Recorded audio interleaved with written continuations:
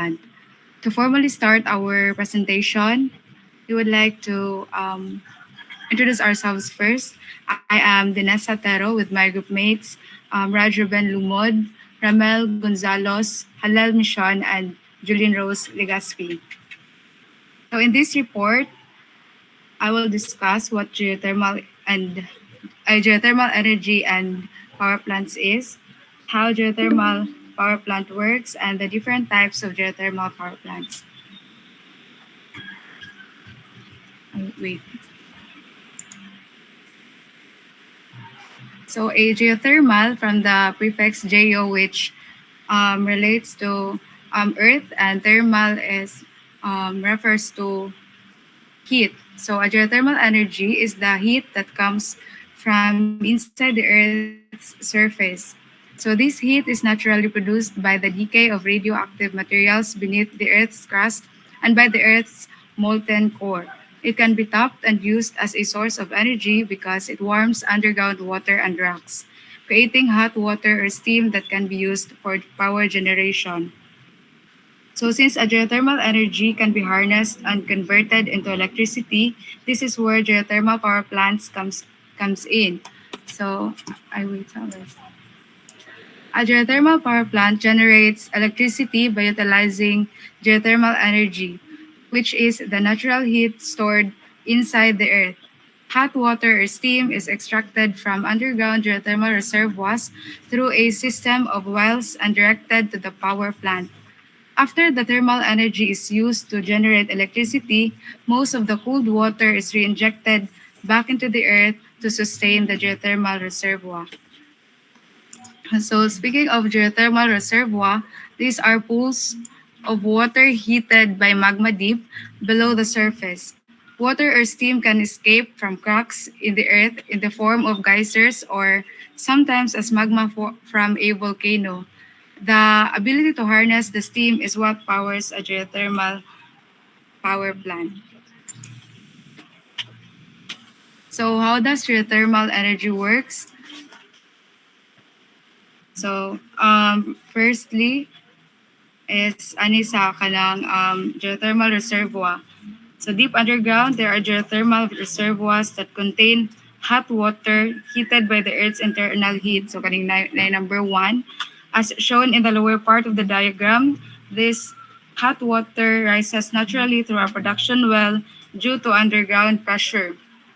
So since kaning sa ilawom is high pressure di siya, then there's a kanang pressure difference between aning sa ilawom ug sa surface na. So when the hot water reaches the surface, the pressure suddenly decreases, and because of this pressure drop, part of the hot water instantly turns into steam. And then ang steam is directed toward the turbine, and as the steam flows through the turbine blades, it causes the turbine to rotate.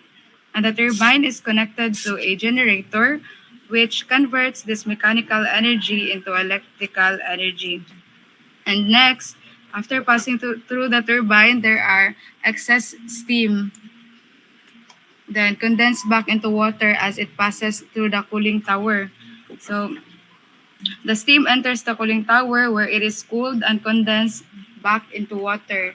And lastly, the cooled water is pumped back into the earth through an injection well, and this allows the water to be reheated and reused, making the geothermal system continuous and sustainable. So there are three types of geothermal power plants.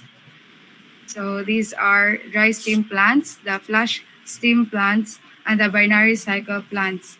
So these three types uses geothermal energy, but they differ in how they convert heat into electricity and in the type of geothermal resources they require.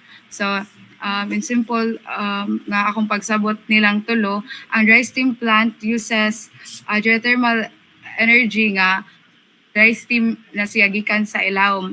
And then ang flash steam plants uses a very hot liquid nga kanang gikan sa ilawom or aning geothermal energy. And then ang binary cycle plants uses a secondary fluid nga mo iyang transference sa heat nga gikan sa sa ilawom, which is dili po siya kaayo init compared to flash steam plants like mga below 180 like that. Kaya ang flash steam plants is above or kana greater than 180 ang iyahang temperature.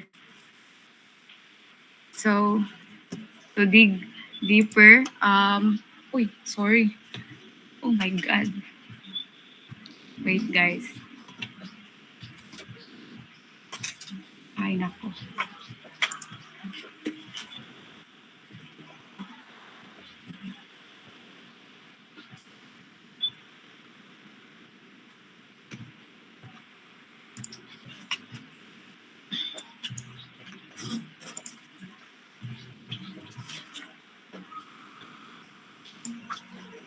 So, are that a dry steam plants? A dry steam power plant is the dry steam power plant is the simplest and oldest type of geothermal power plant using direct steam from underground to drive turbines and generate electricity. It's efficient, low emission, and ideal for high temperature steam fields. So again, this uses natural steam directly from the earth to generate electricity.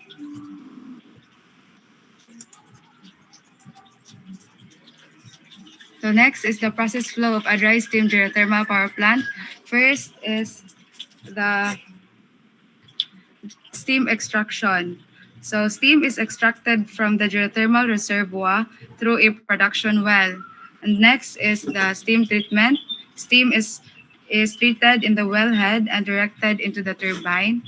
And then the turbine spins and drives the generator to produce electricity. And lastly is the condensation and reinjection, where exhaust steam is condensed into water and reinjected underground for use. So, kanang based sa kaning picture here is nasi a legend nga kaning something pink is steam and ang blue is water. So, gikan pa lang sa geothermal reservoir, ang dry steam geothermal power plant uses dry steam. Like, sa iya palangan, dry steam na. So next is the sorry Jude guys. Tanga.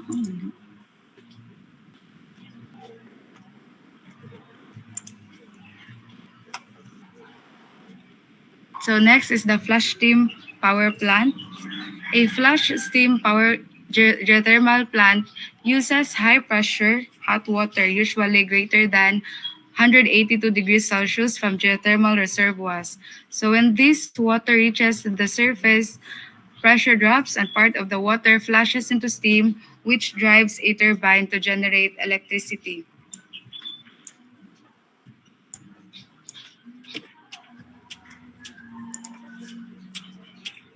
So the process flow of a flash cycle steam geothermal power plant, first is hot water extraction. So ang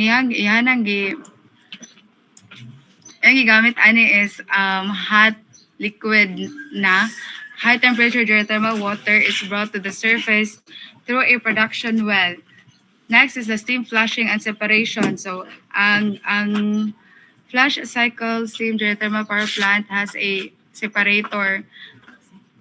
Then pressure drops at the surface, causing part of the hot water to flash into steam, which is separated from the liquid. So ang steam nga na-produce is mupadayon siya ato sa turbine, while ang liquid paghihapon is muadto na siya balik sa wellhead nga pa-inject balik underground. And then electricity generation, the separated steam drives the turbine, which turns the generator to produce electricity. And lastly, the condensation and reinjection. So there is still an exhaust steam. So an exhaust steam is condensed into water and re-injected in underground to sustain the geothermal reservoir.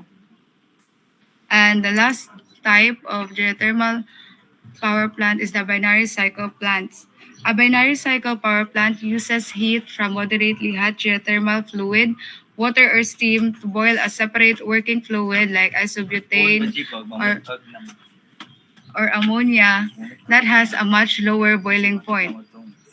The steam from this secondary fluid then turns a turbine to generate electricity, and then the geothermal fluid is never exposed to the air. It's just used as a heat source and then recycled, making the process emission free. So, ayan na pong process flow. First is the geothermal fluid. Hot geothermal water, usually liquid only, not steam, comes from the reservoir. Its temperature is not high enough to flush into steam at the surface. No flushing, no separator because the pressure is maintained. The geothermal fluid remains liquid throughout the process. And third is NASIA heat exchanger. So the hot geothermal water flows to a heat exchanger where it transfers heat to a secondary working fluid such as isobutane or pentane that has a lower boiling point. The next is the secondary working fluid behavior. So the secondary fluid vaporizes after absorbing heat and becomes high pressure vapor. Then the turbine operation, the vaporized secondary fluid katong dili gikan sa geothermal energy or dili tong sa underground gikan drives the turbine generator, and lastly the condensation and reinjection. After the turbine, the secondary vapor is condensed and reused in a closed loop while the cooled geothermal water is reinjected back into the reservoir. So, for the next part of our report, Ms. Michon will explain the equipment used in geothermal power plants and how each component functions within the system.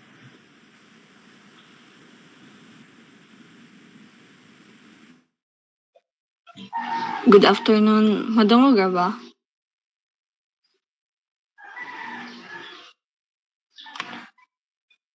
So, sa sunod atong i-discuss ang system equipment features per process. So, sa ilawom sa yuta na may natural nga kainit man sa gikan sa magma. Unya tungod ani ang tubig sa underground kay mahimong init kaayo nya kana sa nga init nga tubig man sa gitawag nga geothermal fluid og mao na siya ang main source sa energy sa ato ang geothermal power plant. So naatay 8 equipments. Next slide.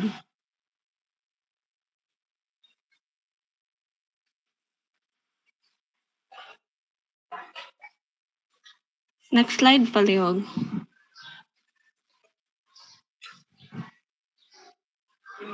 So ang kanisa kay nag-focus sa aning flash steam nga power plant. So ang there are 8 equipments nga gigamit ani niya. Production well, steam gathering system, flash separator, steam turbine, electric generator, condenser, cooling tower, o injection wells. So sa una kay ang production wells. Production wells are deep wells drilled underground to extract hot geothermal water and steam. These wells bring high temperature fluid from the reservoir to the surface for power generation. So, kaning production wells mao ang deep wells nga gidrill padung sa geothermal reservoir. So, ani kwaon ang hot water gikan sa ilawom niya. Tungod sa natural nga pressure mosaka ang fluid padulong sa surface. Then ang sunod ana niya nga equipment kay steam gathering system. The steam gathering system is a network of insulated pipes and valves that transport geothermal fluid from the wells to the processing equipment. It helps maintain temperature and pressure while moving the fluid safely. So kaning geothermal fluid nga gikan sa mga wells moagi ni siya sa insulated pipes nga mo na gitawag nga steam gathering system. So ang purpose ani kay mag-transport siya sa mga hot fluid safely para minimize pod ang iyang heat loss o i-control niya ang pressure bali kaning steam gathering system mao na sa ang highway sa hot fluid padung sa planta. Then next kay ang separator. The flash separator lowers the pressure of geothermal fluid, causing part of the hot water to instantly change into steam. Steam goes to the turbine while remaining liquid is sent for injection. So, pag abot sa ibabaw ang hot water moagi na siya sa flash separator. Diri nga kuan aning flash separator ang pressure kay iyang gi-lower og tungod kay ubos naman ang iyahang pressure, ang ubang hot water kay mahimo na siyang steam dayon. Then ana nga kuan kanang nga process mo na sa gitawag nga flashing. Then after sa separation ang kadong steam kay mo padong na siya sa turbine. Then ang remaining nga liquid kay mudong na siya sa injection system nga matakol na taod-taod. So kana flash separator diri nahimo ang steam nga gamiton for power generation. Then ang sunod kay ang steam turbine and generator. The steam turbine converts steam energy into mechanical rotation. Then high pressure steam spins the turbine blades to produce mechanical power. The generator converts mechanical energy from the turbine into electrical energy. Then kanang electricity produced is then supplied to the power grid. So kanang steam moagi na siya sa steam turbine. Then kanang moagi nga high pressure steam sa turbine blades mo na yung magpa-tuyok ani. Then kanang steam mahimo na siyang mechanical energy. Then kanang turbine kay naka-connect man sa generator. So motuyok pod ang generator. Then ang generator mo na nag-convert sa mechanical energy pad ngadto sa electrical energy. So mo ni part nga naghimo na siya og electricity nga i-distribute adto padung sa power grid. Then ang sunod kay ang condenser. So katong nagamit na nga steam kay ipadala siya sa condenser. So kaning condenser mao na ang magpabugnaw sa steam para mahimong tubig balik ang steam. So kani siya mao ni mo pa-maintain nga mahimong low pressure ang turbine outlet og ma-reuse pa ang water nga magamit ana nga iagi sa condenser. So ang next nga equipment kay ang cooling tower. Cooling tower removes heat from cooling water used in the condenser. So it releases waste heat into the atmosphere to keep the system operating properly. So ang cooling water mao na nagtanggal sa excess heat nga gikan sa cooling water nga gigamit sa condenser. So mao ni sa nag-release sa waste heat ngadto sa atmosphere. Nya kaning cooling water gamit po ni para dili mag-overheat ang system. So sa last nga equipment kay ang injection wells. Injection wells return cool geothermal fluid back underground. This helps maintain reservoir pressure and supports long-term geothermal energy use. So, ang cooled water, ibalik na siya padulong sa ilawom sa yuta gamit ang kaning injection wells. So, kaning injection wells mo na siya mag-maintain sa reservoir pressure o para po deplete ang underground water. So, ang tubig nga ibalik sa ilawom, mainitan na po na siya og usab unya the cycle continues bale. Ang magma nga gikan sa earth mao nay mag-heat sa water unya padayon ang iyang cycle. For the next nga presentation, I will give the floor to Raj Ruben Lumad.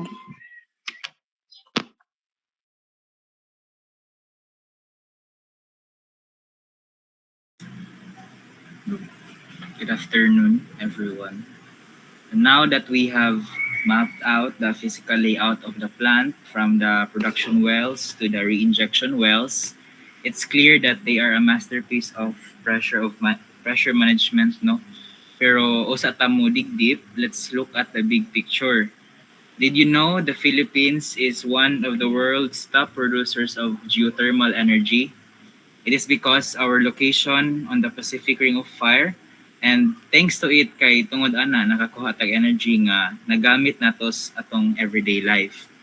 Specifically, there are three giants you should know about. First is the Tiwi Geothermal Power Plant sa Albay. This is our pioneer. Commissioned in 1979, it was the first large-scale geothermal station in the country. It is the grandfather of Philippine geothermal power. Second, the Macban Power Plant sa Laguna, also known as the Makiling Banahaw Plant. This is a massive complex that provides critical baseload power to the Luzon grid, meaning it's one of the reasons the lights stay on Metro Manila 24/7. And the third one, the Tungunan Geothermal Power Plant sa Leyte. Located in the mountains of Cananga and Ormoc, this is part of one of the largest wet steam fields in the world. It is a literal powerhouse for the Visayas region. These plants are engineering marvels pero bisan pa man nagihapoy mga rason na magkaproblema sila. Even these giants have to fight against the harsh, corrosive environment of the Earth's crust. To understand how we keep these massive facilities running for decades, we have to look at their weak points. So let's dive into the failure analysis of each system in a geothermal power plant ug atong tanawon og sabton sila. Starting at the source, our production wells are vulnerable to mineral scaling. Ang pasabot aning mineral scaling na kung tanaw sa tao pa, clogging of arteries. So mubara. So mo-arise ni siya kung ang minerals na i-dissolve in the hot geothermal brine turn back into solids, then adto na madong sa internal surfaces sa pipe, sa mga well bores, and also sa heat exchangers. As the brine rises and pressure drops, kani nga mga minerals like silica and calcite crystallize, which leads nga iyang paggamyon ag mga pipeways, choking the flow of steam. So, tungod ana matuk-an bitaw ang kanang flow sa steam. If we move to the separator, ang failure mode diri is ang carryover. Ideally, a power plant wants dry steam. Carryover means ang system kay naay mga tubig-tubig. And this carries contaminants. If our sorting hat fails and allows liquid brine to enter the steam line, those water droplets act like tiny velocity bullets. Kung kani mo igo sa atong turbine blades, makakos ni siya pitting or kanang iya bitong hilison ang metal sa turbine. Within the turbine itself, we face fouling. Ang fouling, it's like the accumulation of unwanted material sa surfaces sa equipment. The smallest amount of mineral dust can build up on the blades, throwing the entire rotor out of balance.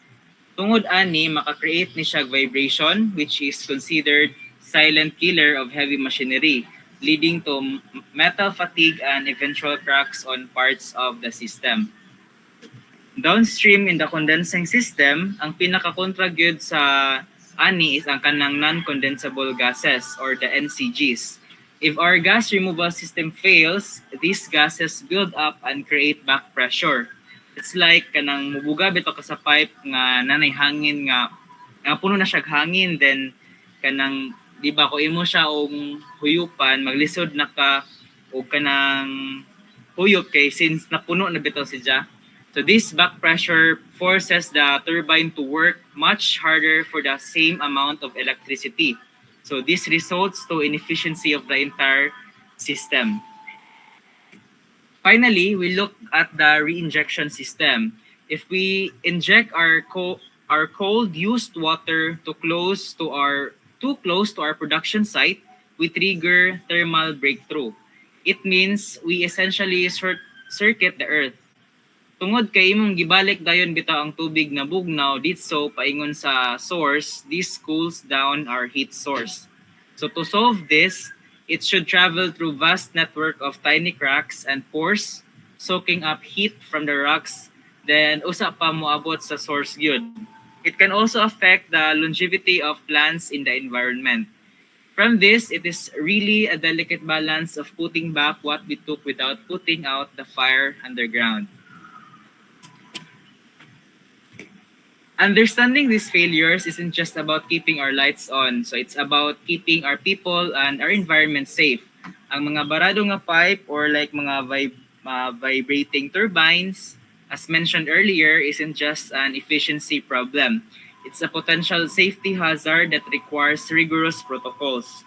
So to take us through the shield we build around this risk, I'm handing the virtual floor to Mr. Gonzalez, who will discuss the critical safety features of a geothermal power plant integrated into our design. So, good afternoon. Before I start with the safety features, I will explain first why those features exist. So, the safe operation of geothermal power plants is governed by established safety standards and regulations that define acceptable risk levels and operational requirements. So, kadto siya nga mga standards, mag-address siya sa hazards nga nag-associate og high pressure fluids, elevated temperatures and toxic gases, environmental impacts. So para ma-meet ni nga mga requirements ug ma-ensure na to ang protection sa personnel, equipment ug sa environment, ang geothermal power plants o nag-equip na siya og range sa engineered safety features. So what are geothermal plant safety standards? Geothermal plant safety standards are guidelines and regulations put in place to ensure the safety of workers, the public, and the environment in geothermal power plants. So kani nga mga standard nag-cover ni siya og dako nga range sa aspects, apil na ani ang equipment maintenance, emergency response procedures, training requirements o daghan pa. So ang goal ani nga mga standards para ni ma-prevent ang mga accidents, ang injuries o environmental damage sa geothermal power plants. So why are geothermal power plant safety standards important? So nga mga importante man ni siya. So geothermal plant safety standards are crucial for several reasons. First and foremost, they help protect the health and safety of workers sa geothermal power plants. So kung mo follow ta ani nga mga standards, ang workers kay maka-reduce sa risk sa injury o illness nga while na sila sa trabaho. And additionally, safety standards help protect the surrounding community and environment from potential hazards nga mo arise sa geothermal power plants operation. Overall, these standards are essential for ensuring the safe and responsible operations sa geothermal power plants. So what are the key components of geothermal plant safety standards? Some key components of geothermal plant safety standards include, first is ang equipment maintenance. So sa equipment maintenance, ang regular maintenance sa equipment kay kinahanglan dyan na siya para ma-prevent na to ang malfunctions o accidents ani nga planta. Next is ang emergency response procedure. Kinahanglan nga na-clear o effective nga emergency response procedure ang lugar para ma-address na to ang mga potential accidents or incidents. Third is ang training requirements. Ang workers sa geothermal power plants kinahanglan nga maka-receive sila og proper training sa safety protocols, sa equipment operation o sa emergency response procedures. Next is the hazard identification and mitigation. So ang geothermal power plants kinahanglan pod nga mag-conduct og regular nga hazard assessment o mag-take steps o kung saan pag-mitigate ang mga potential nga risk nga moabot. And lastly, for the key components is the environmental protection measures nga kinahanglan ma-adhere sa planta para mag-regulate nga ang protection sa environment gikan sa pollution o sa lain nga harmful effects sa plant operations. So how are geothermal plant safety standards regulated? Ang geothermal plant safety standards giregulate na siya by various government agencies, industry organizations, o international bodies. So sa United States, the Occupational Safety and Health Administration or OSHA sets and enforces safety standards for workers in geothermal power plants. So industry organizations such as the Geothermal Resources Council play a role in developing and promoting safety standards sa geothermal power plants. So internationally, organizations nga pareha sa International Geothermal Association nag-work po na siya para maka-establish og global safety standards para sa geothermal power plants. Next, what are common hazards in geothermal power plants? So some common hazards in geothermal power plants include first is ang steam and hot water. So ang geothermal power plants nag-rely dyan na siya sa steam o hot water para maka-generate og electricity which can pose a risk of burns and scalds to workers. Next is ang toxic gases. Ang toxic gases kay ma-release na siya sa geothermal power plants. Apil na ana nga mga gases ang hydrogen sulfide which can be harmful to workers ug sa atong environment.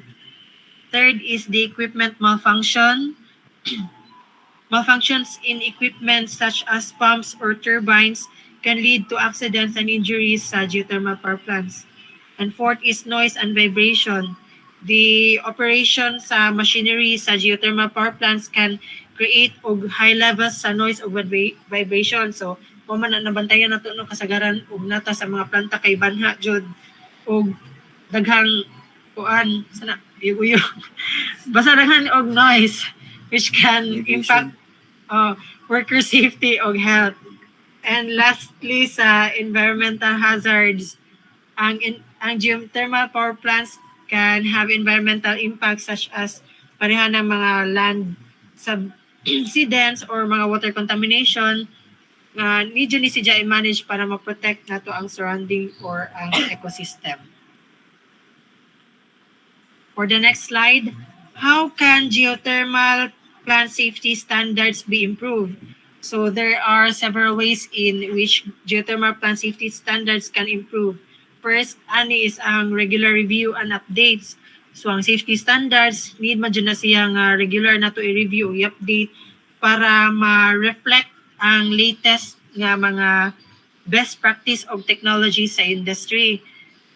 For the second, para ma-improve is to increase training and education. So providing workers with comprehensive training on safety protocols and procedures, maka-help ni siya para ma-reduce na to ang risk sa accidents sa geothermal power plants.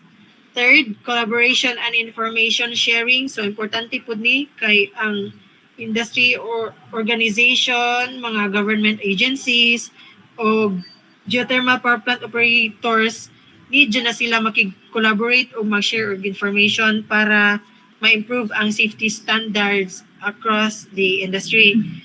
Fourth is the research and innovation. Investing sa research o innovation can lead to development of new technologies o practices para ma-enhance nato ang safety sa geothermal power plants. And lastly is ang public awareness and engagement. So increasing public awareness of the importance of geothermal power plant safety standards can help promote a culture of safety o responsibility sa industry. So in conclusion, the geothermal plant safety standards are essential para maprotektahan nato ang mga workers, ang public ug sa environment in the plant. So by following these standards, kung musunod lang ta ani, ang geothermal power plant operators can reduce the risk of mga accidents, injuries o mga environmental damage. So it is important for the industry stakeholders to work together para mag-continue ang pag-improve sa safety standards o ma-ensure ang safe and responsible operation sa geothermal power plants. Next, for the last slide is ang safety features sa geothermal power plants. So for the safety features, natay mga gi-consider ani ang sa well control items, we have blowout preventers or the BOPs. So prevent uncontrolled release sa high pressure system or sa hot water sa geothermal wells. Ang pressure relief valves relieves excess pressure sa pipes o wells para ma-prevent nato ang ruptures or ang explosions. Ang casing and cementing, kung proper well construction prevents leakage of hot fluids para ma-ensure na ito nga ang surrounding o rock or groundwater kay nasakto siya o ang butang. And so for the gas hazard controls, we have first the gas scrubbers or the filters. So ang gas scrubbers mag-remove o mga harmful gases. Example ani nga mga gases kadtong hydrogen sulfide. So before i-release ni sa atmosphere, dapat ni nga i-remove sa dan sa gas scrubbers. So ang hydrogen sulfide nagamit ni siya og detection system para ma-continue bitaw og monitor ang mga toxic gases nga ma-release. So vent stack with scrubbers, safe venting of non-condensable gases to minimize air pollution. Lagi mo next. Ay, wait. Ala. Baka. Sa guys, gamay. Damay. Next, for the safety of geothermal, we have high temperature and pressure controls. So, para ma-prevent ang overheating sa turbines, mga pipes o kato mga heat exchangers, magamit ta og pressure sensor o alarms. So, kana sila maka-trigger na para mo shut down ang pressure nga ning exceed sa safe limits. We have automatic turbine shut off. Mo po ni Amor protect sa equipment from thermal or mechanical failure. So for the environmental protection features, we have the reinjection of geothermal fluids. So use geothermal water sa pag-inject balik sa reservoir para ma-prevent nato ang depletion and land subsidence. So for the cooling systems, ma-prevent thermal pollution sa mga duol nga mga water resources. And for the waste water treatment, pag-remove og mga minerals o chemicals before siya discharge. Next is the electrical safety grounding system. So preventing electrical shocks from high voltage turbines and generators. Ang circuit breakers o fuses nag-protect po na sa equipment o sa operators from mga short circuits. So insulation and shielding ensure safe operation sa electrical systems in wet or humid conditions. And for the structural and operational safety seismic monitoring, we have the seismic monitoring, fire safety systems, access control, and safety training. So many geothermal plants are in tectonically active areas. So monitoring reduced risk from earthquakes. We have fire safety systems nga ang fire sa ma-control na siya sa mga rooms or mga transformers. So ma-prevent na siya with sprinklers o mga extinguishers. Access control and safety training, only trained personnel operate high-risk equipment. And lastly, monitoring and automation, SCADA or SCADA systems, centralized control and monitoring of plant operations for safety and efficient operations. So, apil na ana ang remote shut-off, ability to safely shut down sa mga operations during the emergencies. So next, for the typical thermal and power plants, let's have Julene Rose Legaspi for the next slide. Thank you.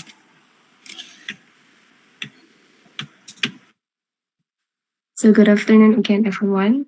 So for the typical thermal and power plant efficiencies, so let's focus first so it's a dry steam plants. So this plant kay one of the most site-specific and hardest to develop.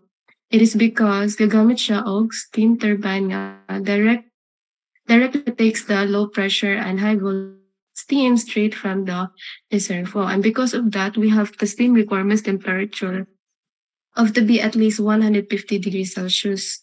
And the dryness fraction must be really high, which is 99.995%.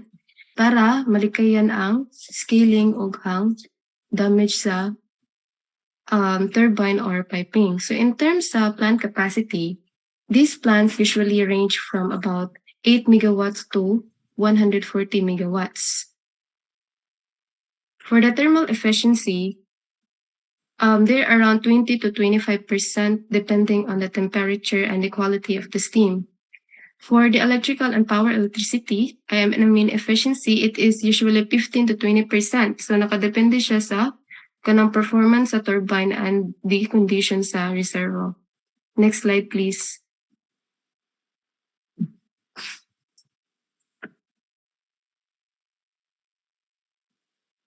So for the binary plants, among those three plants nga gi-mention ganina sa mga reporters, kaning si binary plant is one of the most complex and expensive. Why? Because it is uses as secondary working fluid and heat exchanger. So makapangutana sa tanan, so why man nga magamit og secondary working fluid? It is because ang plant is suitable na siya sa only for low to medium temperature resources, usually 100 to 170 degrees Celsius ra nga temperature. And because katong secondary working fluid, kaya dali siya ma-vaporize at low temperatures. And also, less efficient siya for high temperature nga fields. Sa plant capacity, so these plants are smaller compared to dry or flash steam plants, usually less than 1 megawatt up to 50 megawatts. And thermal efficiency is about 10 to 13%, depending on the temperature of the resource and the design. For the electrical and power efficiency, it's typically around 8 to 12% for the standard binary plants. Next, please. Now let's talk about the flash steam plants. So these plants generate electricity by converting high-pressure hot water from geothermal wells into steam through cold process nga flashing. So para sa steam requirements, they work best with well temperatures above 180 degrees Celsius. And it needs kanang sufficient nga pressure drop to produce enough steam for the turbine. Sa plant capacity, it depends on the type na may single flash nga 0.2 to 80 megawatts. Then sa double flash nga 2 to 110 megawatts, triple flash nga 60 to 150 megawatts. And thermal efficiency is typically around 15 to 20%. So depende gihapon sa steam temperature, performance sa separator o sa efficiency sa turbine. And is for the electrical or power efficiency, it is usually 12 to 15% para sa mga standard nga mga flash plants. Next, please.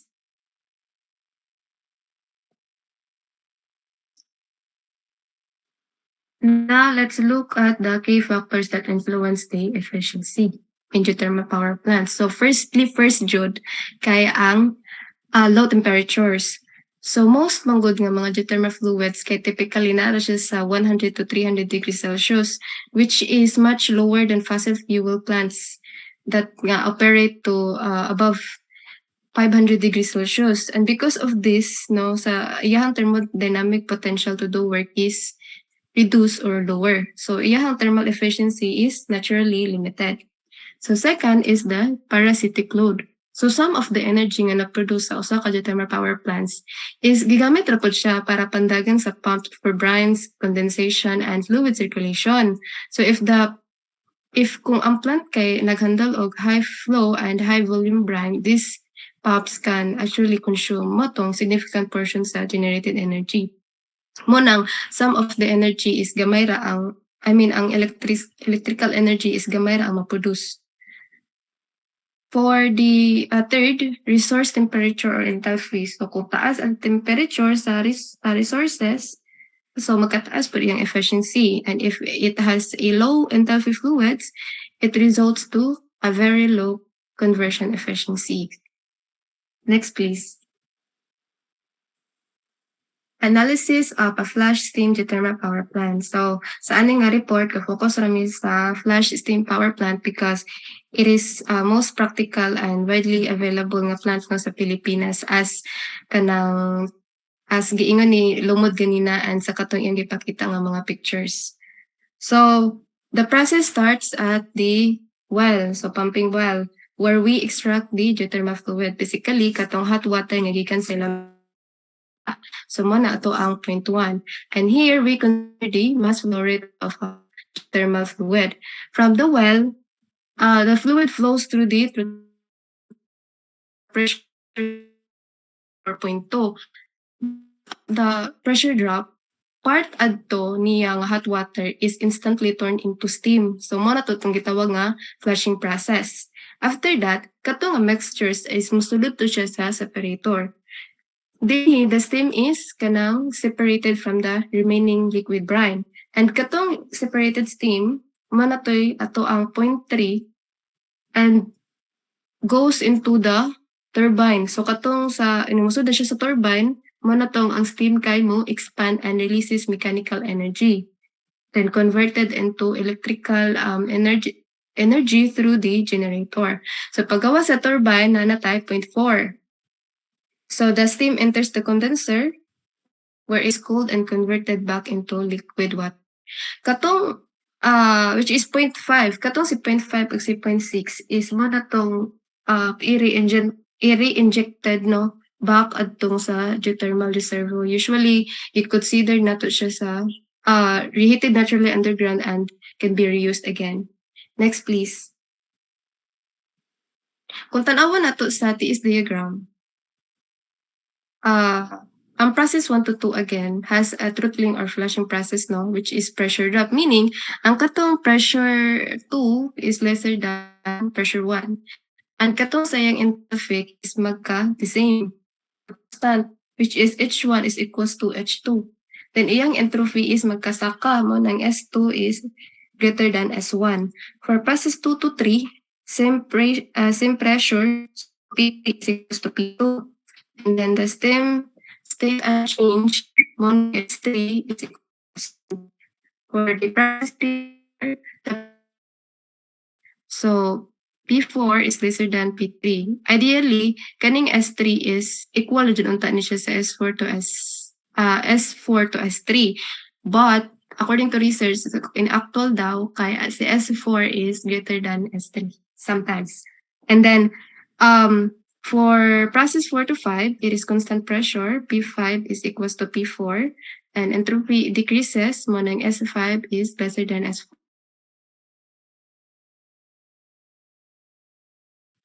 Next slide, please.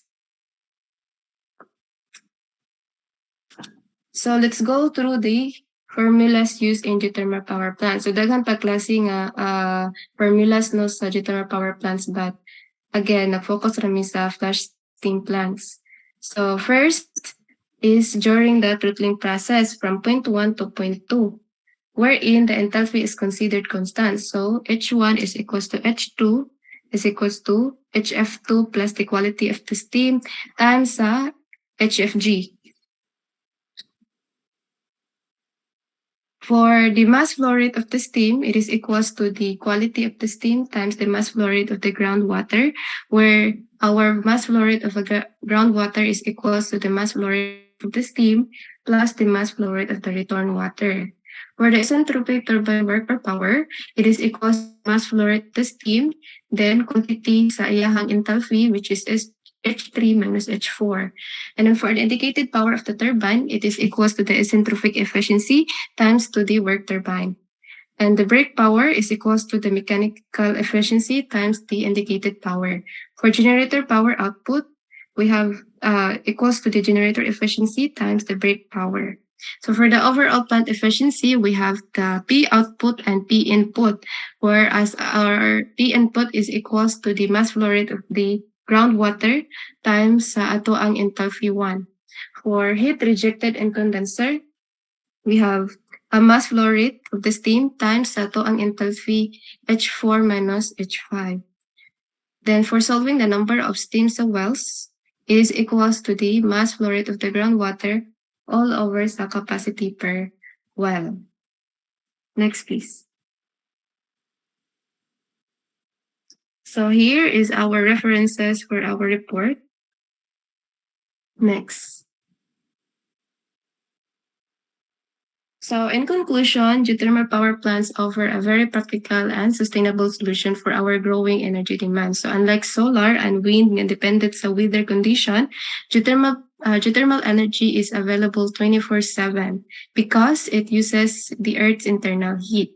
Because of this, it can provide a stable baseload power, which means consistent o dili mag-fluctuate ang electricity supply.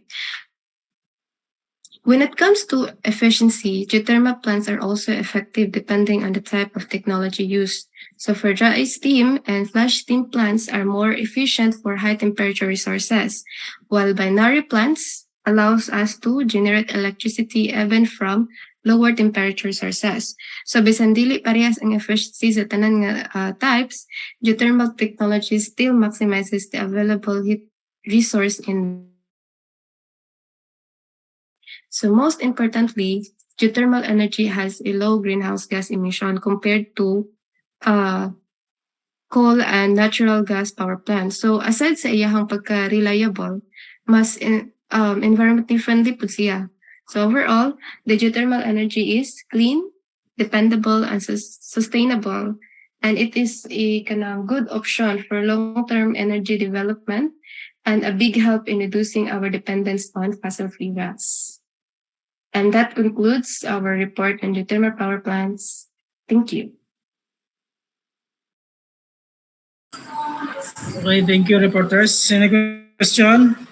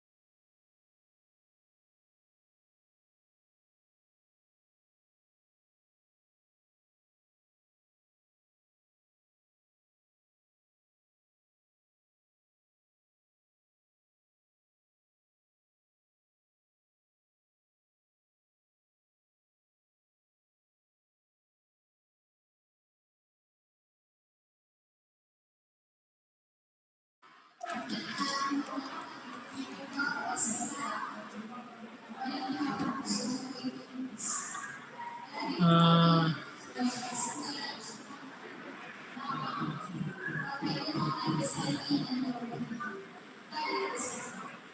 Question from Mr. Rapale. Natubag na ba?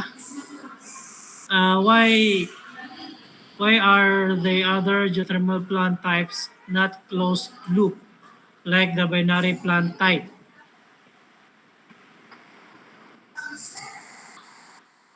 Thank you sa question. Kanang tungod kay ang uban manggod nga plants like sa dry steam o flash steam kay dili siya closed loop because ang katong binary plants nagamit manggod siya og katong geothermal fluid direct siya. So like kung sa dry steam ang steam gikan sa reservoir is moderate siya padung sa turbine. So kinahanglanon siya og kana bitang taas nga steam o katong matong giingon ganina nga very high dryness fraction. So sa flash steam pod, ang hot water gikan sa reservoir i-flush ba siya dito sa steam nga diretso gamiton sa turbine. So since the steam or hot water is used directly, dili siya circulated back into the system. Mao nang open system siya. And sa binary cycle, lahi kayo di ba lagi secondary fluids siya mo transfer sa heat from the geothermal water. So without mixing, mo nang closed loop ang gigamit sa binary. Follow-up question? Does the answer satisfy the question, Mr. Rapale? Okay, last question. In open loop geothermal plants, how come not all steam can be condensed back into liquid?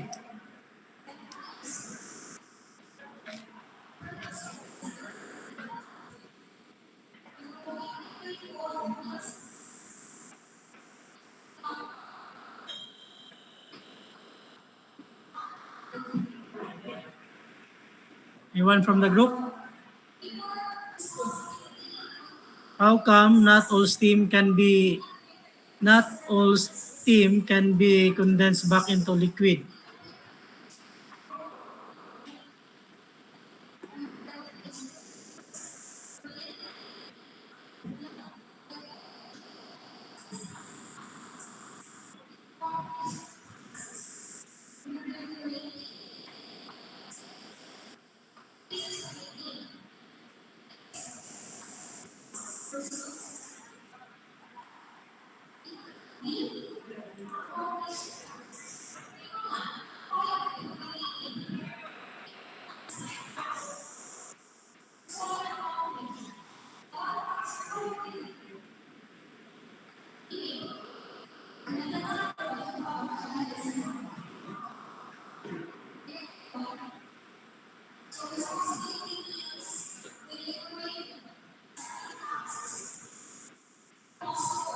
Nanay, okay. Another Hello, question. good afternoon. Yes. Akong tubagon ang second question ni Miguel, sir.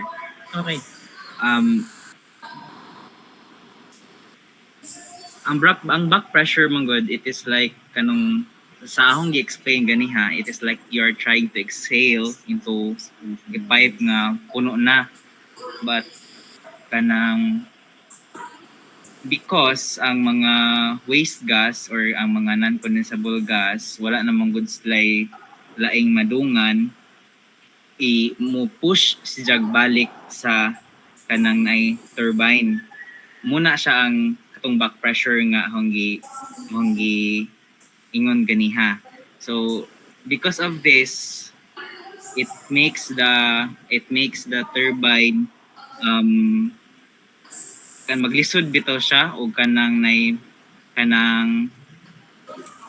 magpatuyok na pod kay para sa mga incoming nga steam, since naa pa may mga mga non-condensable gas nga like the mga carbon dioxide nga inside sa kanang naay system, and kana nga back pressure or like traffic jam of gases ana nga mga pipes means makawala na siya sa vacuum bitaw sa system nga which leads nga ma-force ang kanang turbine or like mag-struggle ang turbine sa pagtuyok against sa kanang steam nga ga-enter instead nga mo flow siya freely sa system. So which at kanang iyahang downstream man na kanang massive energy waste.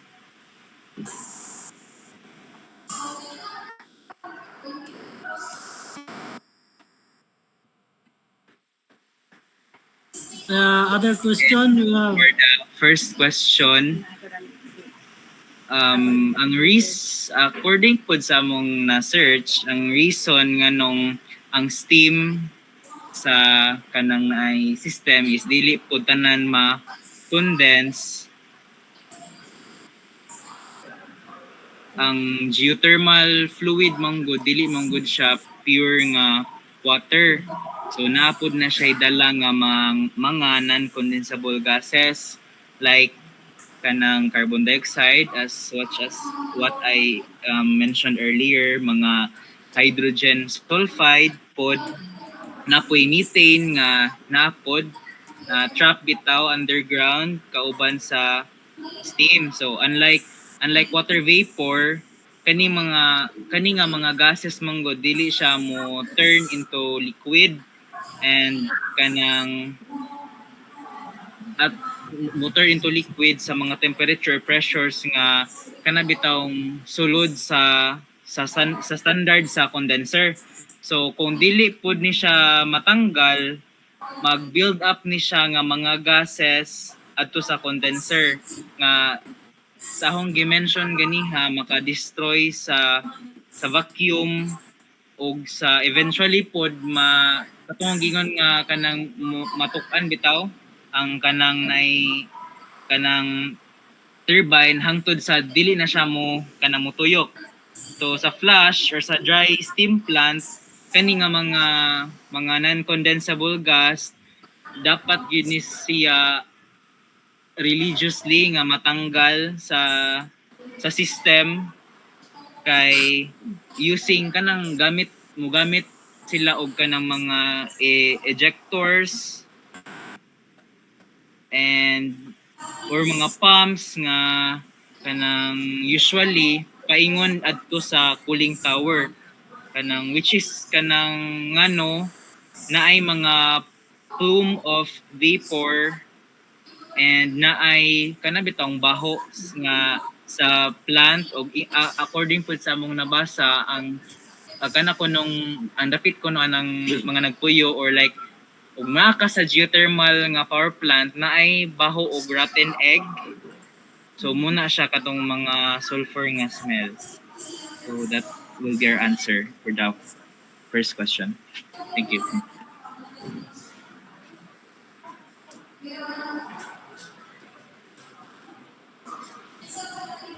how about the question that amo ba to imong tubag sa question nga how come not all steam can be condensed back into liquid? Yes, O sir. tungkol to sa back pressure?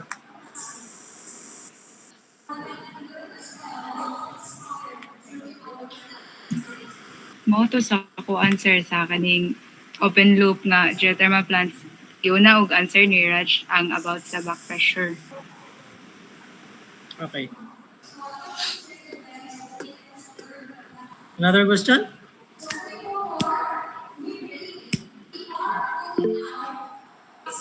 Yes, Miss Rimonde. Good afternoon. Nako question regarding the diba na mention man ni Ms. Mention that mga equipment na magamit diba na may sa condenser and then i-cool na po yung water at sa cooling tower then wagi atong injection well dato then balik na po sa cycle.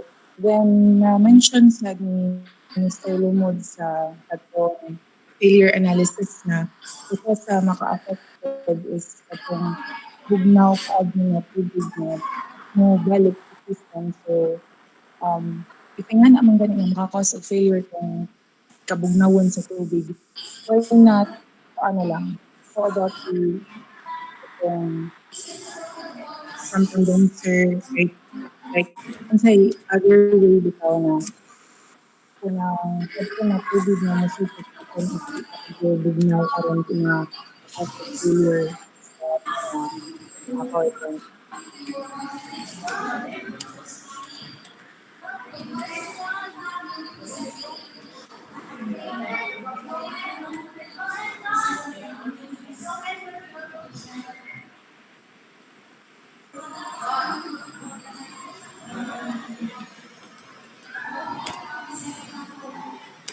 Excuse me, Miss Remonde. We were trying to grasp your question pero ang uban nga mga mong giingon dili ka siya madungog. Can you type na lang it to the in-call messages? Thank you.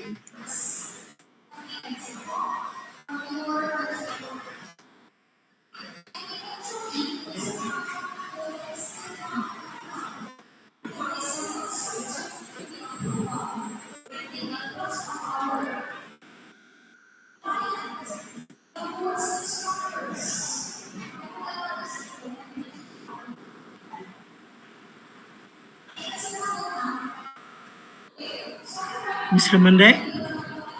Nara ko'y nadunggan nga like ningon ka nga na-mention Oh, ako dyan na at kita. Di ba na-mention nimo atong failure na part nga maka-affect tong bugnaw kaadyo na water ikan sa cooling tower. Unda idiretso o balik krapod sa other system equipment. Why not di na ibutang sa cooling tower aron di na mabugnaw kaadyo. Then idiretso na from condenser back to pabalik sa first step sa cycle. Sakto ba?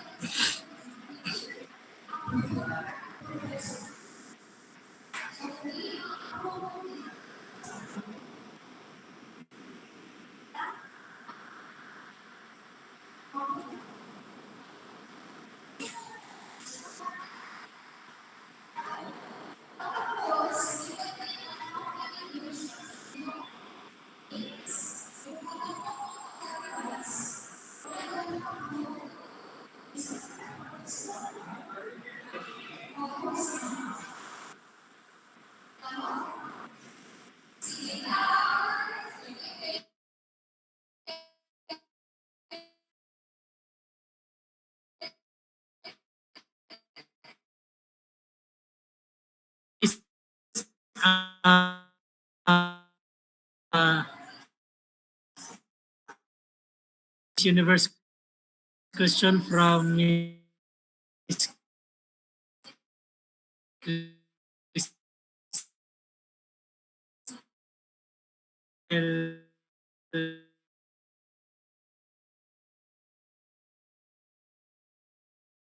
Okay.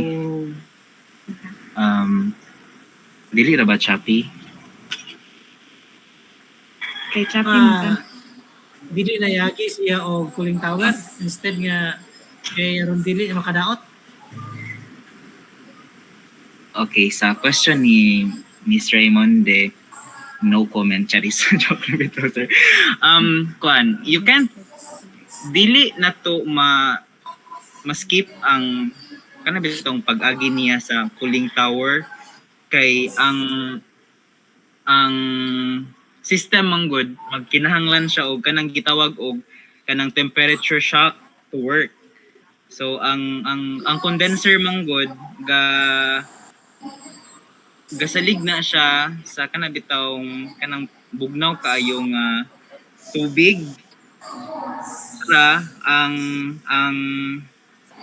steam mo kuan na siya mo turn into liquid. So kung imuhang i-send o balik ang kanang niinit na nga tubig dito sa nagagikan sa condenser paingon sa kanang ay cycle na pod ang steam dili siya mahimo dili bitaw siya dili siya mahimong vacuum, and ang turbine mo stop siya og tuyok or somehow muhinay ang yang tuyok, causing nga ang system kanang run inefficiently. So yeah, that's it, Miss Raimonde.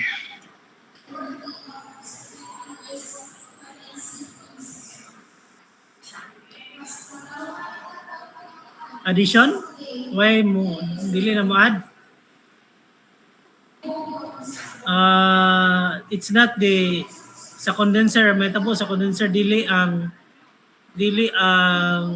kabugnawon or kainiton sa fluid nga moagi ang gitan-aw, kundi ang temperature difference between sa bugnaw ug init. Munay gi-maintain para ang condensation process is efficient. So dili ang kabugnawon or kainiton. It's the temperature difference. And yes, it's true that kay kanang temperature difference mo na makatabang nga for katong giingon ni Raj nga vacuum. So vacuum stage para ang flow sa fluid is dili mo usab. So continuous ang flow, walay fluctuation or alteration sa flow.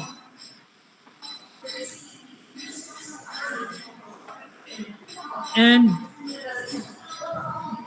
naa ba may tabo nga bugnaw kaadto ang tubig nga musod sa tuling tawat? Asa gikan ang bugnaw kaadtong tubig?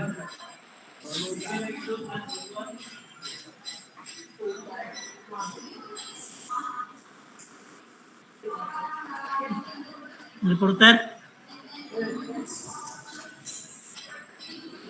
Kuan sir, ang imong pangutan na asa gikan ang bugnaw nga tubig nga paingon sa condenser. So, nganong mangningon man na bugnaw kaadtong tubig, nganong na may adjective nga bugnaw kaadto?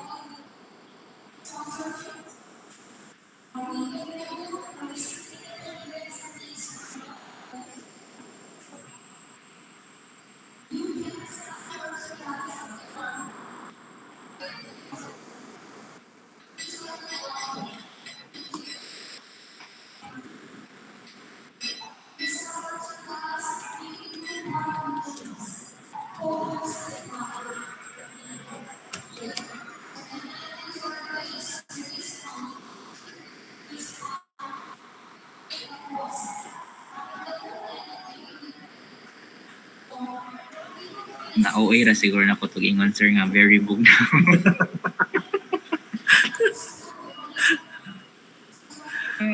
Okay. Cold water.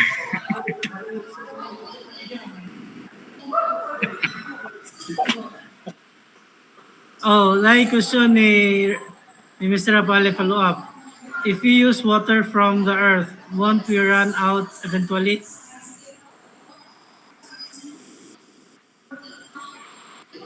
At least in wells, reservoir used in the plant site.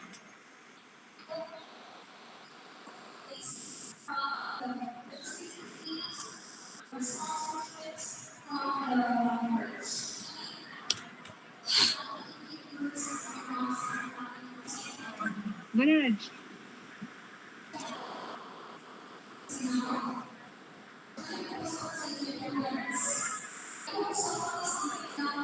Dili number 1.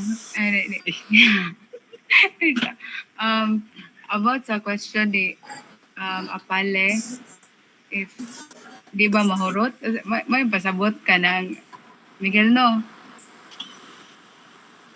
I think ang main purpose sa katong re-injection so para mabalik pa siya o gamit, and then para di po siya mahurot.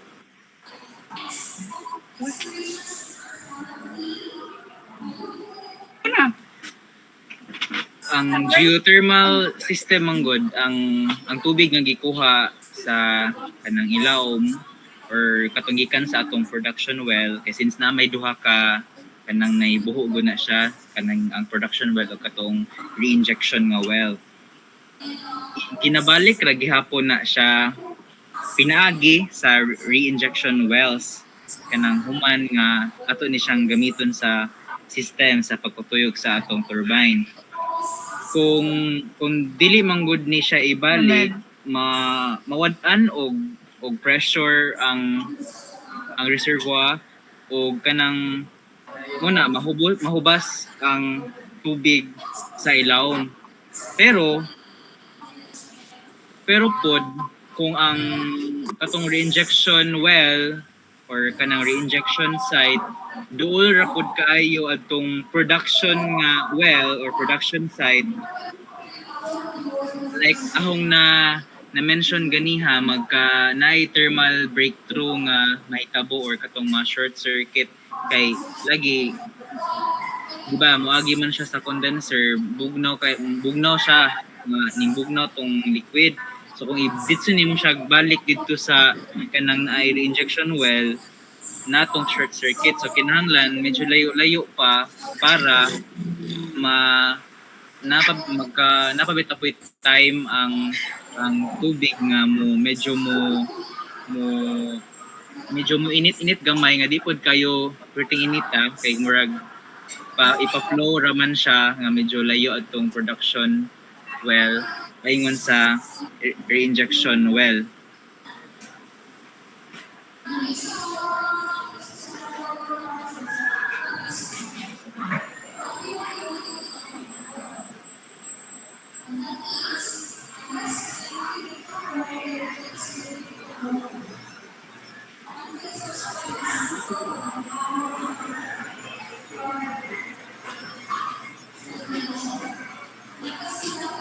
We have Miss Sean to answer Mr. Felicita's question.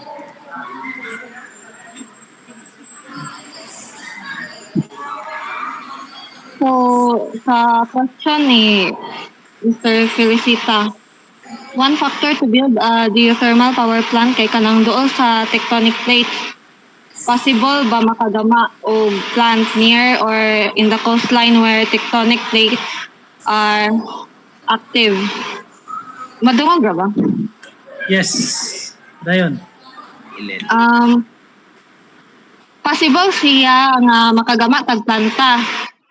In fact, kana siya kay ideal nga magama ta og nga to locate geothermal plants niya anang mga tectonic plates including coastlines kay di ba ang tectonic plates kanang naay daghan nga kanang magma nga maoy gamiton para magpainit sa water o sa ideal sa especially sa flash steam nga power plant unya kaning sa coastline pod mo na mag-provide og cooling water sa condenser nga mag-reduce og needs para sa fresh water pero naa siya mga kanang challenges kay tungod kay dol man siya sa tectonic plates maka-trigger siya og kanang earthquake unya possible nga ma-damage ang kadtong mga equipments kadtong mga pipelines niya turbines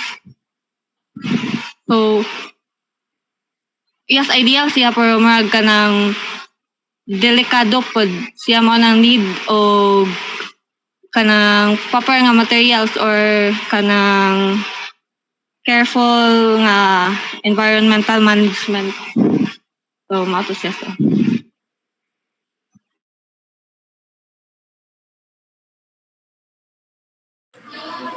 Okay, so thank you presenters.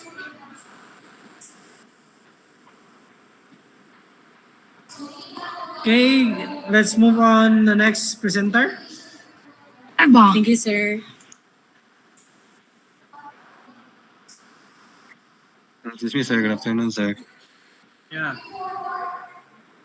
Kanang nag-record, may sa mong recording, sir, sa nuclear plant. Oh. Nag-record mi, sir, then On hour amo ang video sir ang yung time. Okay. Pwede rin mapadayan sir. Yeah, Fred, please. Okay sir.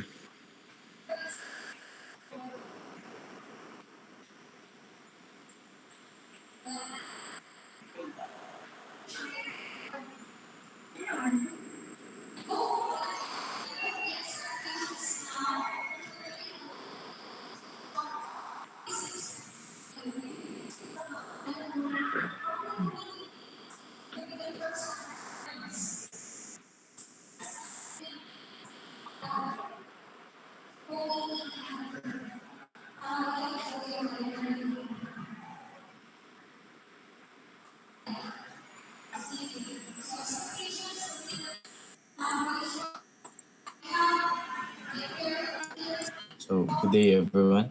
I'm Aaron Omega, and we are a group of Folk and Friends. Maklaro na ang audio sa video sir. Yeah, padayon. Okay sir.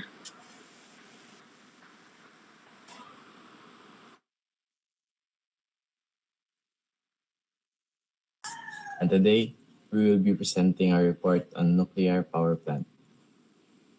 In this presentation, we will discuss how nuclear power plant works, their major system and equipment, their safety features, efficiency, and the different failure scenarios that can occur in a operation. So, first, report outline.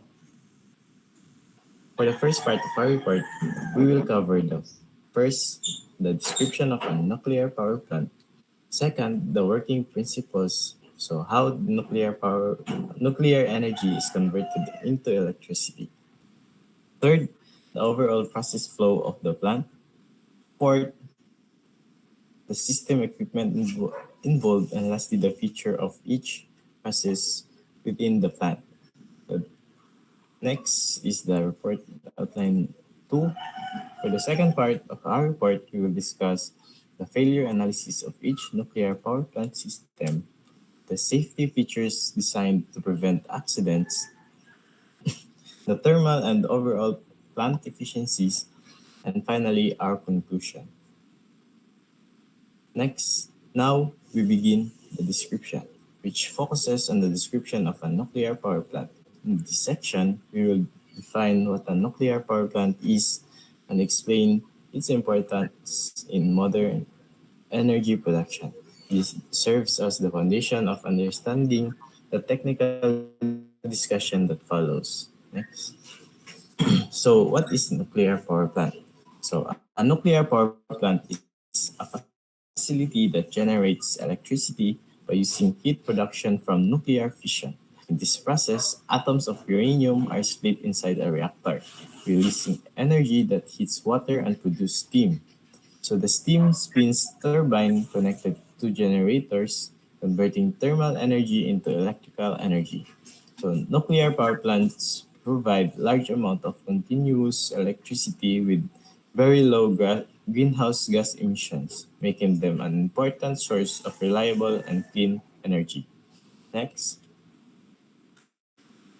Next is the role and importance of nuclear power plants. So nuclear power plants plays a major role in global energy supply. First, they provide continuous and reliable electricity, also known as baseload power. Second, they operate independently of weather conditions, unlike solar or wind energy.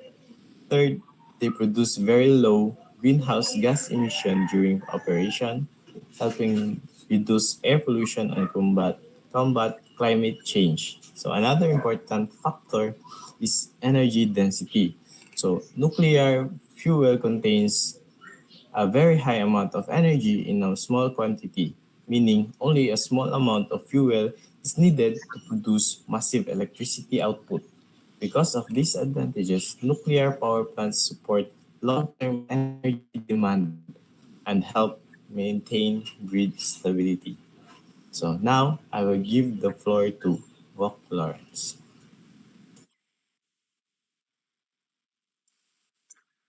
Hello, good morning everyone. Or good afternoon day. I am Voc Lawrence Canlas, and at this juncture, I will be reporting about the working principles of a nuclear power plant. So since my teammate, Aaron Omega, introduced to us what a nuclear power plant is, I will delve into more detail on how it actually works, and how it functions fully in converting nuclear energy into useful power. So we need to go to the very root of the concept of how a nuclear power plant works in order for us to understand it. So, a nuclear power plant makes electricity in a way that's very similar to coal, geothermal, or solar plants, where water or steam is used as the plant's working fluid. So, actually, there are many aspects of a nuclear plant that is very familiar, or very not that relatively hard to understand as long as you have background knowledge now on the other plants, which is we have previously discussed already from the other groups now, particularly coal, geothermal, or solar plants, where water is still being the working fluid being used to generate or to be a part of generating the useful energy. The main difference is the source of heat of the plant that comes from the large amount of energy released from atomic reactions, particularly nuclear fission. So one of the main differences of the nuclear power plant compared to other plants is its source of heat. And if you would observe, okay, most of the power plants are actually named after its source or where the energy mainly comes from. Like for example, the coal boiler power plant, it comes from the coal biomass. And for geothermal, it comes from the earth, from thermal energy under the earth. Then we have solar plants coming from the sun. So you can see a pattern where the plants are typically named after the source of heat because that would usually be their main difference in their systems. So here we have a graph or charts rather, a comparison chart between the nuclear power plant, which is on the left side, and the right side you have the coal-fired boiler plant. And if you can observe the different systems that both plants have, there are a lot of similarities. For example, the nuclear plant has a turbine, and the coal plant also has a turbine. Then it is connected to the condenser, which is the same for both plants, the nuclear and the coal.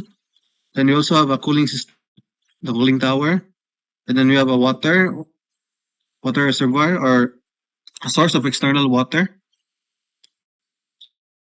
Then we have a pumping station or a pump, and we also have the grids to carry the generated energy. So if you can see in both diagrams, the only main difference is the source of heat and the systems that surround it. So which is, for example, the coal in the coal plant, as seen in the right chart, the right diagram, and the nuclear reactor, which is the place where the nuclear reactions take place to generate the high amounts of energy inside the nuclear plant on the left side, on the left diagram. So, as discussed previously, the heat source that drives nuclear plants is coming from nuclear energy. So, what is nuclear energy? In the most basic definition, nuclear energy is the energy that is stored in the nucleus of an atom. The word nuclear or nucleus comes from the Latin word nux, which means nut, as in nut na food. Or it could be translated as kernel, seeds of corn, which indicates ganay center. And that is also how the definition of the nucleus is formed. So it's basically the center of an atom. When the nucleus of an atom changes, a huge amount of energy can be released. In nuclear power plants, that energy becomes heat that is then absorbed by the working fluid, the water. It will turn into steam, of which its heat will then be used to generate power. Nuclear energy is primarily produced through nuclear fission or the splitting of atoms in power plants. While nuclear fusion, combining atoms, typically occurs in stars. So in nuclear energy, there are two ways that nuclear energy can be obtained through two different nuclear reactions, either nuclear fusion or nuclear fission. Nuclear fusion, the word fuse means to come together. So by definition, nuclear fusion is the combining of atomic particles such as protons and neutrons to form another atom. While the nuclear fission, which is the most used type of nuclear energy reaction in nuclear plants, is the dispersing or the breaking apart of an atom into different smaller atoms. And this form of nuclear reaction, nuclear fission, is one that is being most commonly used. And in commercial power plants, the element uranium-235 is generally the atom being used for creating nuclear energy in nuclear plants. This atom is split into two smaller radioactive fission product nuclei inside the nuclear reactor of the plant. And the products are most commonly barium and krypton. Pero it can also have reaction byproducts from the nuclear fission of, like for example, strontium and xenon, so other forms of atoms. And this reaction creates a really large amount of heat, like really large amount of heat to generate steam, which will then be used alongside with the plant systems. So as explained previously, the turbine, the generator, the condenser, the cooling system, and the cooling tower, then the pump, and the other parts of the reactors to generate the electricity that is being used and to be used. So here we have a basic diagram of how the nuclear fission of the commonly used uranium-235 atom happens inside the nuclear reactor of a nuclear plant. We have the nuclear fission will need two primary elements, the uranium atom, which is naturally unstable, and the neutron. Once a neutron, an atomic particle, merges with the uranium-235 atom, the uranium atom becomes very unstable. And because of that, it releases a huge amount of heat while also breaking down into its byproducts into barium, typically barium and krypton atoms. And as you can see, it will also break down into typically three excess neutrons. And this reaction byproduct of the excess neutrons is what causes the chain reaction of the uranium atom inside the nuclear plant. So I guess I will discuss it in further detail in the next slide now.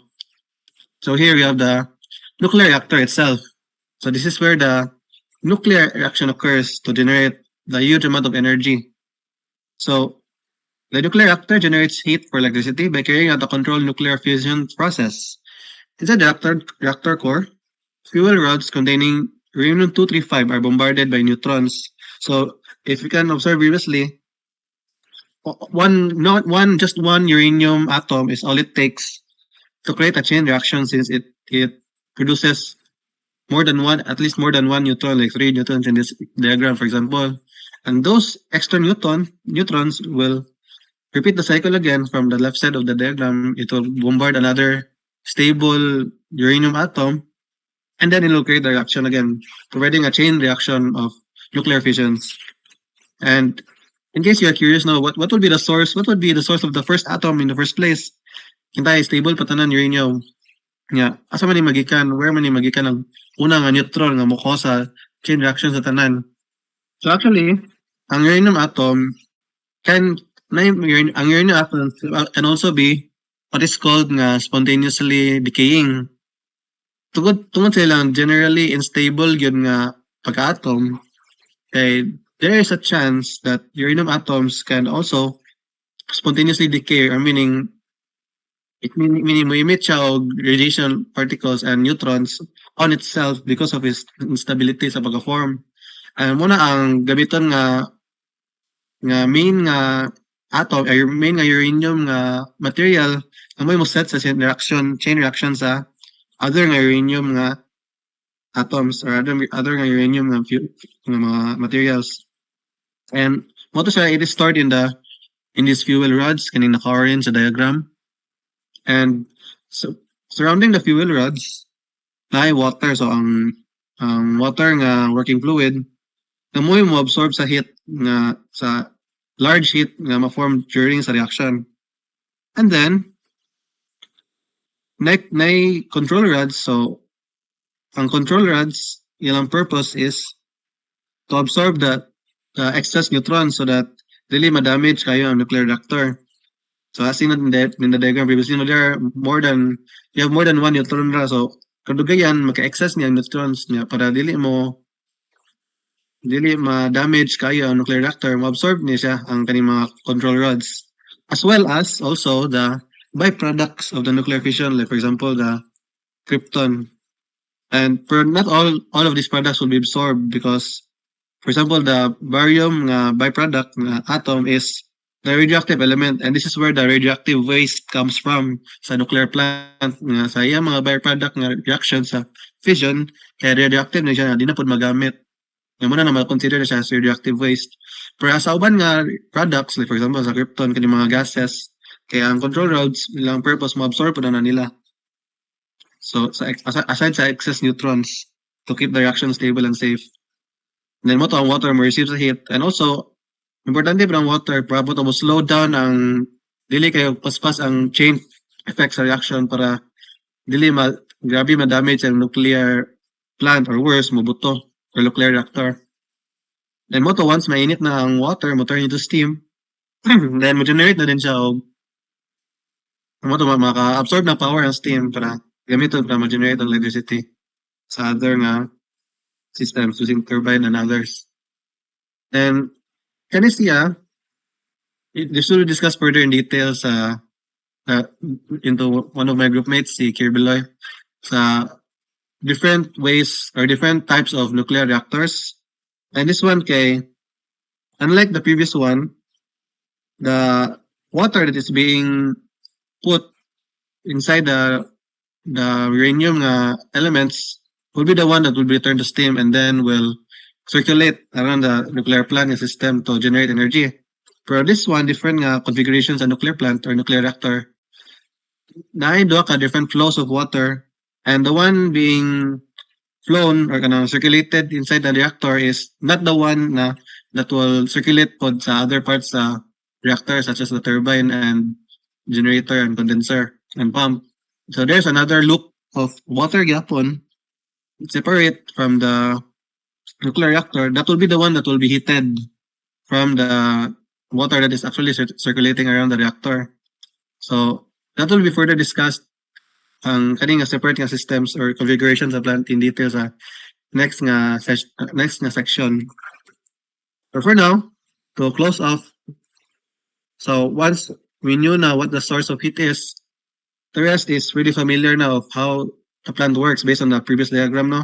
So it follows a Rankine cycle, which is ang source of heat mo na generate from the nuclear reactor, and then the water turns into steam, and then the steam flows into the turbine, and then creating mechanical work, then powering the generator, then the expanded steam will go to the condenser to be cooled, and then the cooled steam turning into water will then be pumped once again back to the reactor to complete the cycle.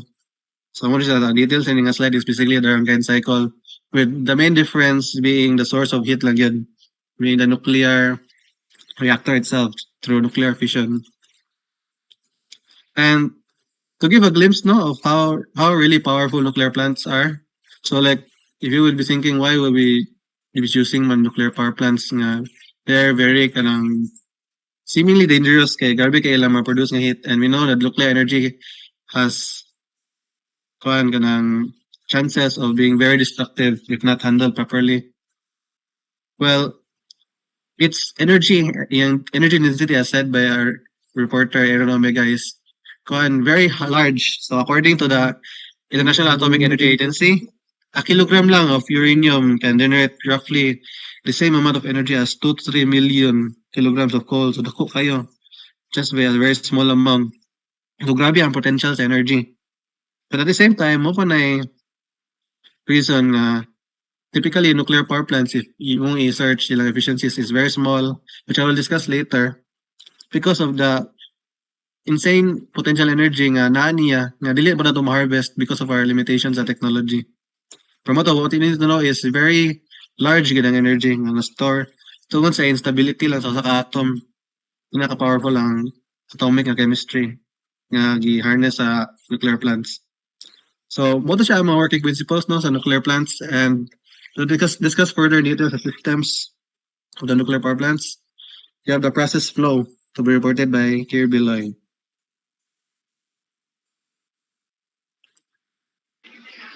So hello, I'm the reporter 3, I'm KP Biloy, so I will discuss about process flow of the nuclear power plant. So there are 8 major processes in the nuclear power plant. So first is the preparation of uranium. Second, nuclear reactor. 3, system generator. 4, steam turbine and generator. 5 is the condenser or the cooling tower or where the heat injection will happen. 6 is the feed water pumps. And 7 is safety system. Yes, sir. Yan na dito recording mo iko.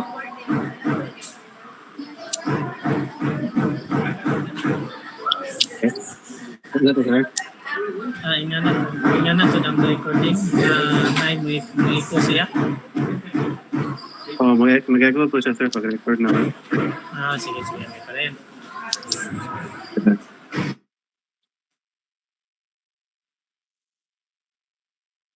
System.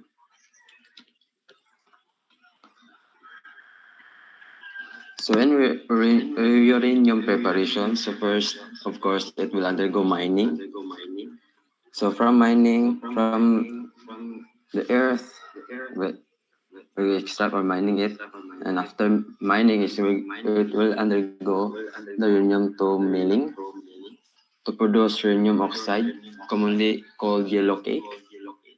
So after that, it will undergo conversion.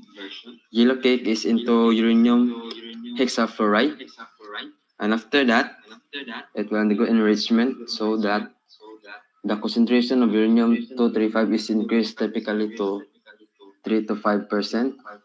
It means that it is more efficient in reaction or to produce enough heat or reaction for the nuclear reaction. And fuel fabrication, enriched uranium is converted into ceramic fuel pellets and packed into fuel rods which are assembled into fuel assembly. So, i-fabricate ang fuel para ma-insert siya sa fuel rods. So, next is the 2. Nuclear reactor. So, nuclear reactor is where the nuclear fusion is happened. It undergoes fusion and struck by neutrons. This reaction releases a large amount of heat and additional neutrons. And the moderator slows down neutrons to sustain and control chain reaction. And control rods are inserted or withdrawn to control to control reactor power. And heat removal by coolant. The coolant usually pressurized water flows through the reactor core. It absorbs the heat generated by nuclear fusion. The coolant is kept under high pressure to prevent boiling in pressure water reactor. So it means there are 2 types of reactor. So the one reactor is called as pressurized water reactor, where the reactor and the boiler is separated. The working water from the reactor, the water or the heavy water absorbs the heat from the fusion or the chain reaction of the reactor, and that is pumped and pressurized and go to the steam generator, and that is called the pressurized water reactor. And the second reactor is the boiler water reactor, where also the reactor itself and also the steam generator. So next, as we can see in the graph, the steam generator. So as we can see from the left side, so this is the pressurized water reactor. So as we can see, the reactor is separated with the steam generator. So the process is it will goes like this. So the pressurized water reactor happen in the reactor vessel, and there's a pump that pumps the heavy water and pressurize it to prevent boiling. The water will reach into 300 degrees Celsius above, and it will go to the steam generator, and the steam generator absorbs the heat from the heavy water that carried or being heated from the reactor vessel. So when the heavy water enter the steam generator and the light water heated with the heavy water, so it will transform into steam. So the steam generated and it will go to the turbine. So the difference between pressurized water reactor and boiling water reactor is basically the reactor is connected with steam generator, and the boiling water reactor is in a one system. The reactor and the steam generator are coupled in one equipment. So next is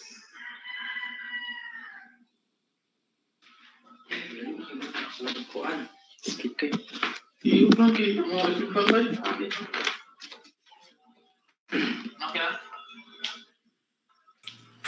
So steam turbine and generator. So steam expands in the turbine, high-pressure steam flows through turbine tanks. Steam energy is converted into mechanical rotation energy, and the turbine shaft rotates at high speed. So steam and turbine generator, where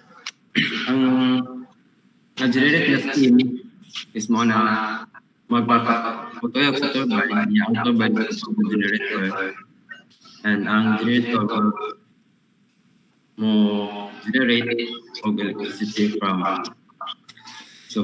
steam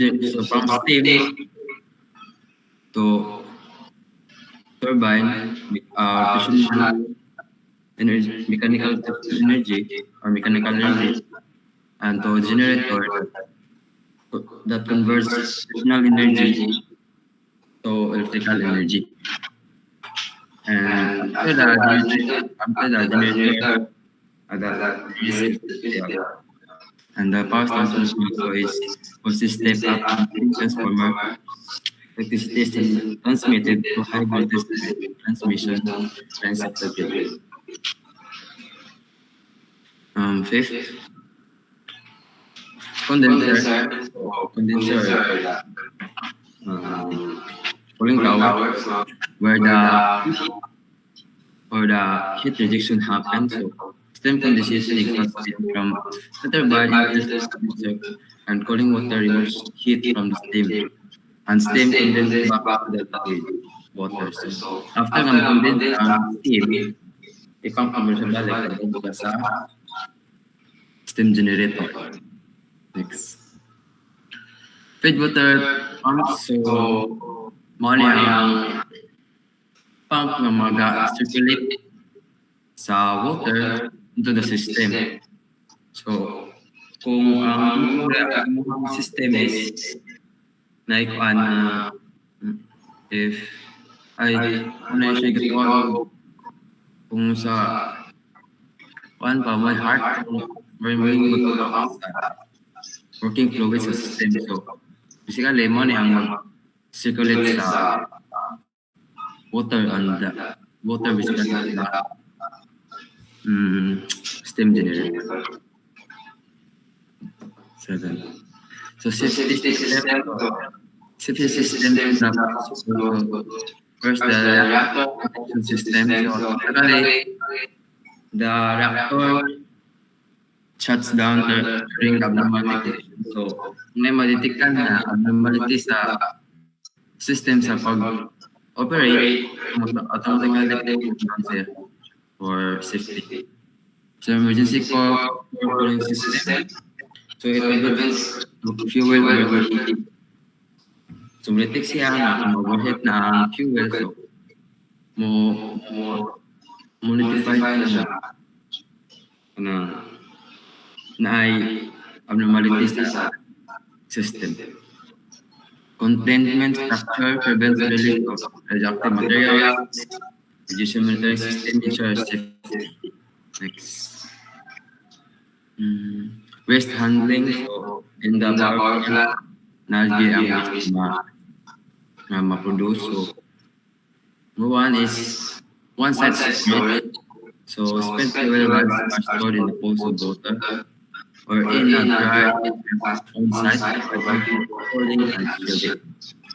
Two, reprocessing. Some countries reprocess spent fuel to extract usable uranium and platinum, reducing waste.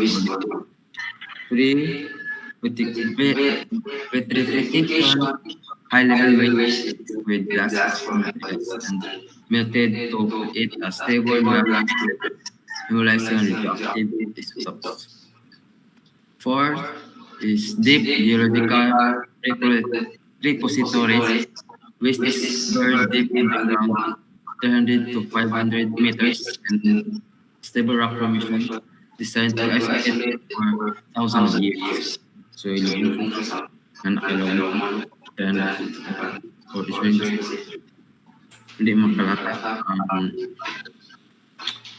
mga makadaot or harmful sa tao or any animals or any living things. So, on fifth is ethical barrier approach. It is surrounded by ethical barriers, containment tunnels, and geological formation to prevent leakage. And sixth is the monitoring and maintenance. Sites are monitored for leak issues with ongoing maintenance containment.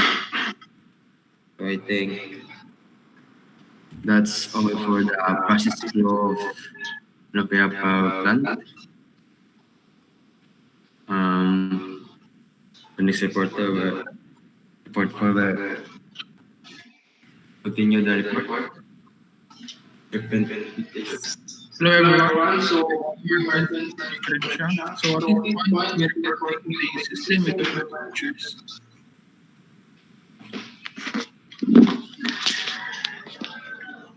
So, as a recap, so here integration stage is where the changing reaction occurs. The equipment here is designed for shielding and high pressure containment.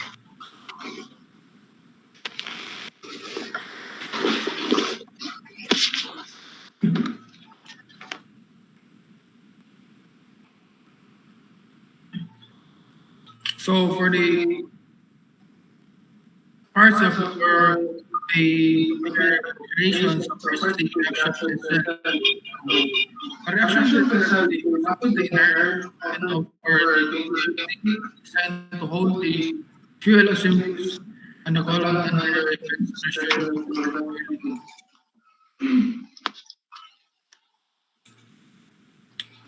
Next is the fuel assemblies. Bundles of titanium alloy tubes or fuel rods containing ceramic pellets. The cladding is designed to be corrosion resistant. C. The control rods, made of needle-absorbing materials like boron and cadmium. The future rapid insertion can use for scrap for emergency shutdowns. D is for the pressurizer, a unique tank that takes the primary fluid at a specific pressure using electric heaters and water sprays. Second system equipment features per process is the heat exchange for the steam generation process. This process acts as the barrier between the radioactive primary loop and the in secondary loop. So for the parts of the steam generation process, first is the steam generator. So steam generator are massive heat exchangers containing thousands of U-shaped tubes. This is a critical heat exchanger that transfers heat from the radioactive primary loop to a non-radioactive secondary loop, producing steam to drive turbines.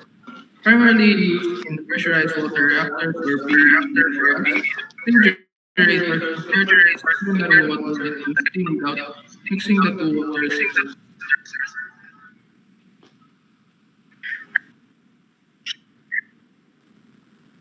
Next is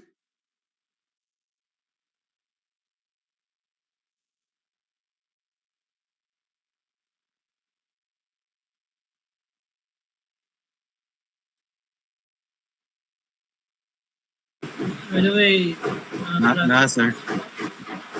do you have any, do you have plans after this? Hello, Turkey?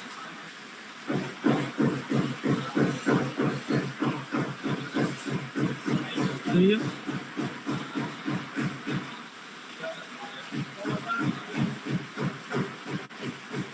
Hello?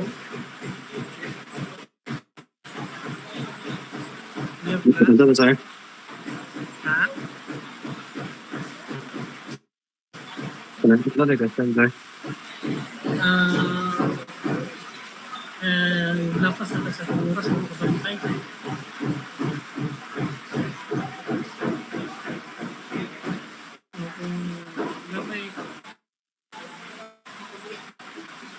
Let's just continue this next meeting. Kami pa siwa. Nah, sir. Okay. Continue next meeting. Wala mo open na the screenshot na rin lang.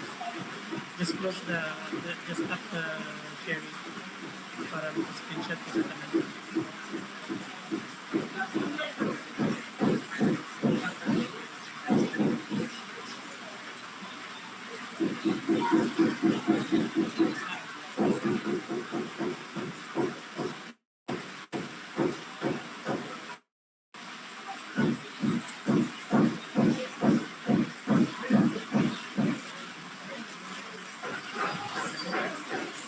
Okay, you can leave the meeting now. I'll just continue next meeting. thank you, sir. Thank you, sir. Either.